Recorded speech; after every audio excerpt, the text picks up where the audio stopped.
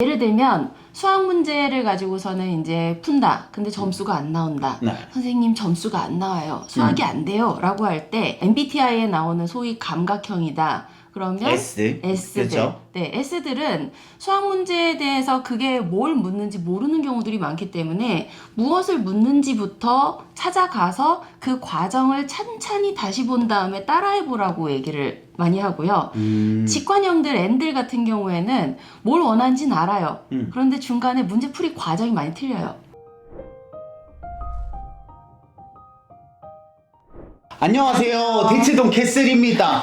오늘은요, 제 옆에서 강남대성에서 실제로 학생들에게 상담과 입시 설명을 해주시고 계시는 선생님 모셨습니다. 안녕하세요. 안녕하세요. 간단하게 자기소개를 부탁드릴게요. 네, 안녕하세요. 강남대성학원에서 아이들 학습에 대해서 상담하고 혹은 진학에 대한 이야기를 하고 있는 동아시아사를 가르치는 김효진입니다. 그러면 선생님 소개를 간단히 해드리면요. 한영외고를 졸업하셨고요. 고려대학교 역사교육과를 졸업하셨고요. 시립대학교에서 역사교육 석사를 하시고 정교사를 10년 하셨습니다. 그럼 네. 선생님 10년 하신 거네요. 네네, 거기에서 10년 있다가 나왔어요. 그러다가 현재는 강남대성에서 학습진학상담센터 팀장님으로 계십니다. 네. 커리어를 엄청 변화시키셨는데 그 네. 이유가 있으셨나요? 저는 그냥 선생님이 하고 싶었었어요. 네. 그래서 어릴 때부터 그것만 보고 달려왔는데 막상 학교 현장에서 10년을 있다 보니까 네. 제가 하고 싶은 걸 다 못하는 일들이 좀 있더라고요. 예를 들면 어떤 거요?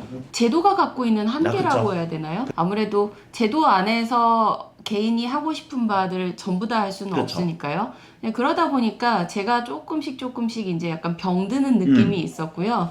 그걸 아이들한테 계속 보여주는 것보다는 건강하게 살고 있는 모습을 보여주는 게 좋을 것 같아서 학원으로 나오는 결정을 하게 됐고요. 지금은 네, 그 결정에 대해서 후회하지 않고 잘 살고 있습니다. 그럼 현재로는 그 고3들 강남대성에서 이제 공부 잘하는 학생들의 고민을 많이 네. 듣고 네. 상담을 해주시고 또 수능은 100일 안 남았으니까 열심히 지도하고 계실 텐데요. 실질적으로 학생들의 고민을 들어보면 어떤 거예요? 성적일까요? 멘탈 관리일까요? 둘 다예요. 아무래도 성적에 대한 고민이 가장 주된 고민이긴 하죠. 그쵸. 공부를 해도 성적이 안 오르면 당연히 고민이 되는데 그 과정에서 내가 뭘 잘하고 있고 못하고 있는지 원인 파악하고 분석한 다음에 바꿔나가는 그 행위들이 이제 잘 되지 않으면 자괴감으로 다가오죠. 그게 이제 무너지게 되면 자기 감정이 무너지면 아무래도 내가 하고 있는 모든 것들에 대해서 아이들이 이제 확신을 못 갖고 불안해하죠. 그러니까 그게 이제 멘탈에 관련된 이야기가 되는 것 같고요. 그런 친구들한테 어떻게 하면 멘탈 관리를 할 수 있는지, 어떻게 하면 잘 해낼 수 있는지에 대한 이제 상담들도 같이 병행하고 있습니다.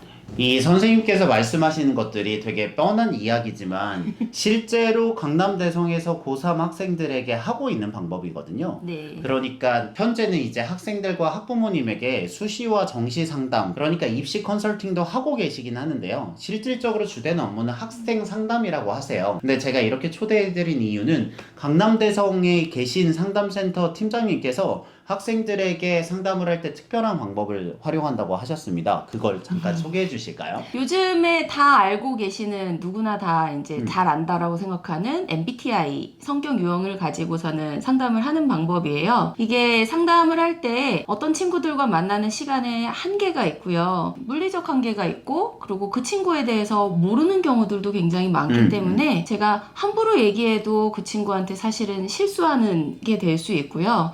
또 제가 마음대로 할 수도 없는 이야기고요. 그러다 보니까 가급적 이제 상대방에 대해서 좀 빠르게 이해할 수 있는 도구로서 MBTI를 가지고 이제 상담을 하고 있습니다.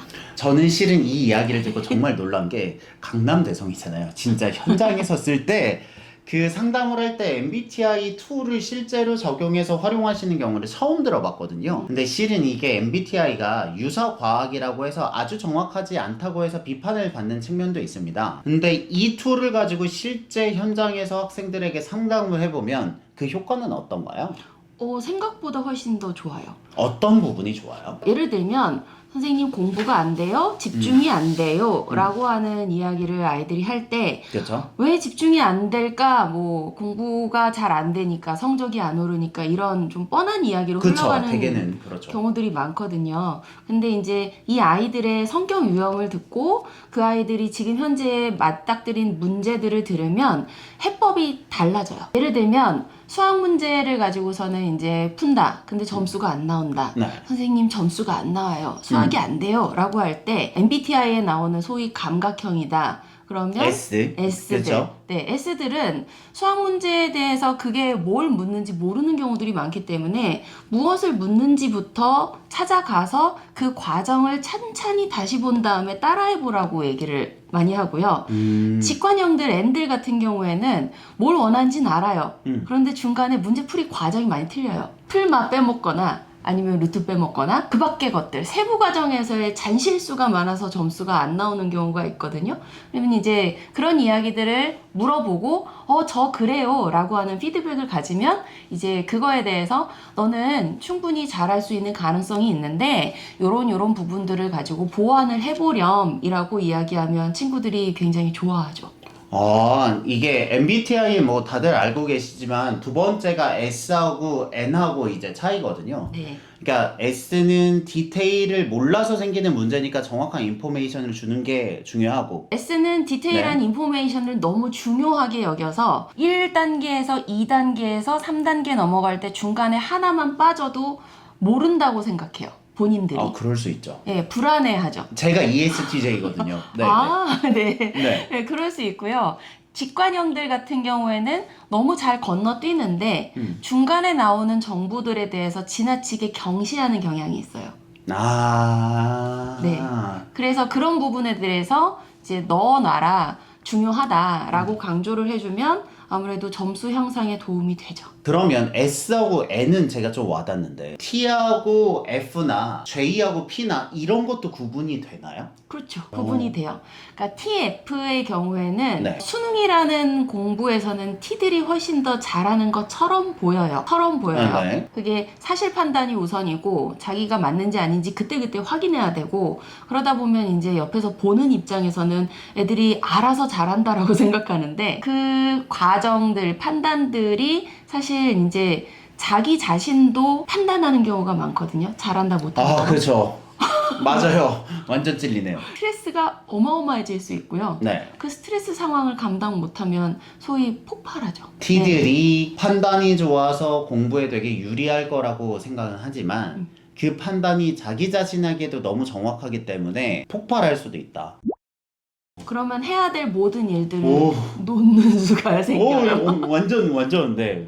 네. 근데 감정형들 같은 경우에는 이제 그때그때 판단, 사실 판단보다는 가치 판단이에요. 네, 그래서 나에 대한 가치를 무너뜨리지 않고 한다. 상대방의 가치를 무너뜨리지 않는다. 이런 것들이 있는데 이제 그 경우에 나에 대한 가치가 우선이 되면 지금 현재 하는 과업에 대한 가치를 미룰 수 있죠. 행복이 더 중요하니까 이런 중간고사 따위 뭐 좀 극단적으로 가면 그럴 수는 있는데 이 두 개 유형이 다 어쨌든 뭔가를 기준으로 하는 판단이기 때문에 T라고 해서 뭐 판단을 아주 잘하고 F라고 해서 판단을 못하는 건 아니고요.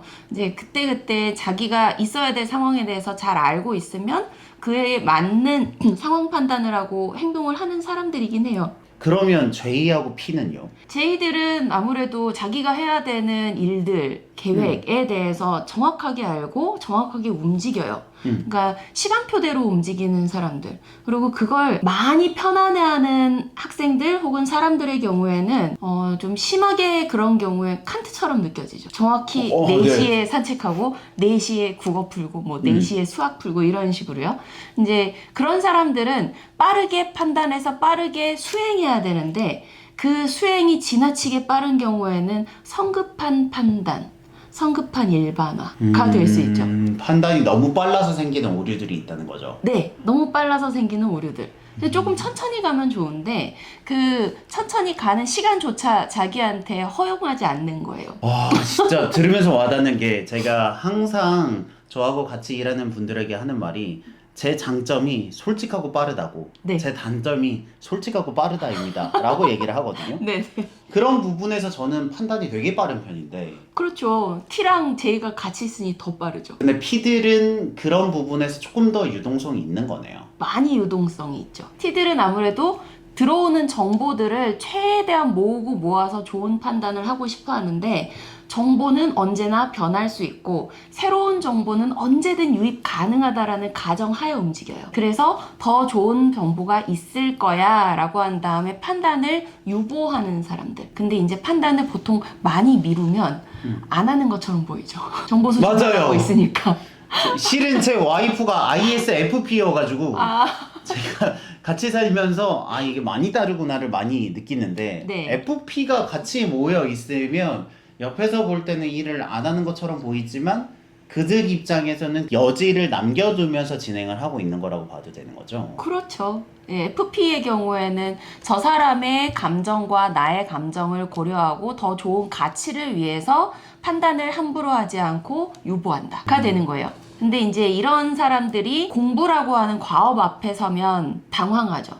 빨리 해야 되는데 어떻게 해야 될지 몰라서. 그러면 옆에서 이야기해주면 돼요. 지금까지 정보 수집한 것으로 충분하니까 일단 판단을 해서 결정을 한 다음에 내일 다시 하자라고 얘기하면 이제 그 순간이 최종 순간이다, 데드라인이다 라고 인식이 되면 어쨌든 판단해요. 데드라인이 있다라는 거를 명확하게 알려줘야 돼요. 저는 이 얘기가 이제 공부랑 섞이면 어떤 가능성이 있는지가 굉장히 궁금한데요. 예를 들면 화목반이 있고 월금반이 있잖아요. 네네. 뭐 정규반이 있으면 네. 그러면 월요일 숙제는 금요일까지 하는 게 맞잖아요. 그러면 FP들은 금요일까지가 데드라인이라고 인식은 하는 거죠.